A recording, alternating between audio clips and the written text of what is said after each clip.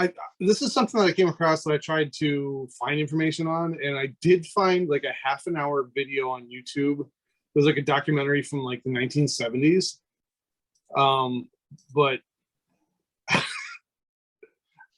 sorry, I was just thinking of penis McLargehuge for a second, and I I asked about that, and Dane's like, McLargehuge before you were on. So, are you guys familiar with DSL? Yes. Say again. DSL. Like the internet? Like No. dick sucking lips. Not that either. I was just going back trying to find more information on this thing. It's called the deep scattering layer. Are you familiar with that? No. No, I've probably been through a few, but I don't know. So this is some weird phenomenon that occurs in the oceans all over the world, and it is a false bottom. It's like they think it's the ocean floor, and it's not. It's a layer of fish. And it's so weird because they discovered it like through sonar, where they're like, oh, so the ocean is here, it's like 700 meters deep. And then like later that day, you know, they're pinging the bottom of the ocean and it's like 400 meters deep, and they hadn't moved. They're in the same location. So this layer of bio, whatever, the fish, different organisms, small, like also, it's weird. Throughout the night, it comes to the surface of the water, and then like in the day, it goes back down. And it's so dense that they think that it's like 60% of the biomass of fish in the ocean. That is blowing my mind. And I was gonna ask you, like, is it sonar how they first found this? And you answered my question before I could even ask.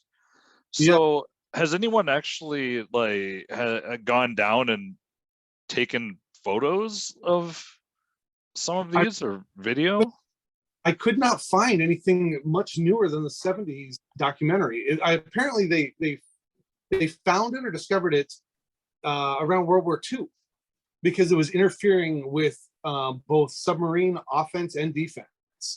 So that's how they like first found it. And then the next 3 decades after that, they tried like throwing nets down there and different audio equipment, and they're just trying to figure out what the fuck it is. And they pull up different organisms, but they say that it moves together. Like they can't figure out like really what the purpose of it is, like why it does that. But if it was the air bladders, is that what's called, the gas bladders in fish, that was fucking up the sonar. So like whenever it would just like send it all over the place. It was really strange. And I'm really disappointed that I couldn't find more on it, like on YouTube or on Google. Like, I'm not saying it's not really a conspiracy thing, but you would think there would be way more information regarding it. We're gonna turn it into one. Could be. The deep scattering layer. And that's not what I was thinking you were going to be talking about at all. But it's way more interesting. I was confused why you brought up DSLs in the first place. But it makes sense now. The ocean freaks me out. I don't want to be there. Yeah, and some of the fish that they talk about are like the lantern fish. I think like the angler fish or whatever, like the really gross looking scary shit that's at the bottom of the ocean. You know, really dark stuff that is deformed and weird looking and stuff. And I think they were talking about like the bottom of those fish have like different luminary lights, kind of. So they think that they rise and fall in accordance to where the light is, where the sunlight is, so that they don't show up to their predators that are below them. Because like if their body's too dark as opposed to the sky, it outlines them. But also if those lights that are kind of on the bottom of them, the bottom of the fish belly, if those are too light, that also shows them up like a freaking beacon. So they have to figure out where the depth is that they're invisible to the predators below them. That's crazy. And we have no idea how deep it goes. We have no idea. Somebody at work was telling me that there's this guy on YouTube who's like tracking all these sharks.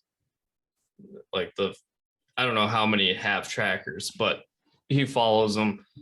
And there was one that swam way out into the ocean, farther than any other shark had gone, that was being tracked.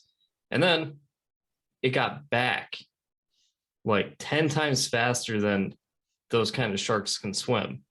So now he's coming up with this theory that the megalodon actually exists, and it ate that shark, and that's how it traveled from way out in the ocean all the way back. That's interesting. Like, is there like a current that it could have gone on that could have made it haul ass something or something too? That's where I would have gone, not the freaking megalodon right away. But I mean, I don't know. Yeah.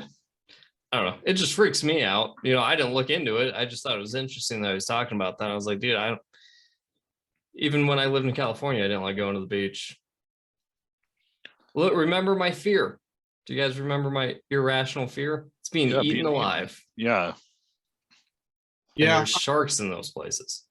I'm comfortable with like ankle deep water, like maybe up to knee deep, but yeah, I just like wading into the ocean or even lakes or anything like that.